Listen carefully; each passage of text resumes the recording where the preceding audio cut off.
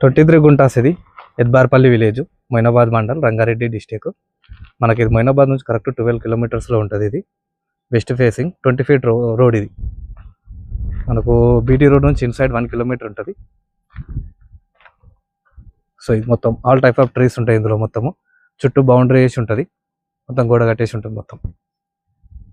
ఇందులో ఒక లాస్ట్లో మనకు ఫామ్ హౌస్ కోసం ప్లేస్ వదిలేసి ఉంది.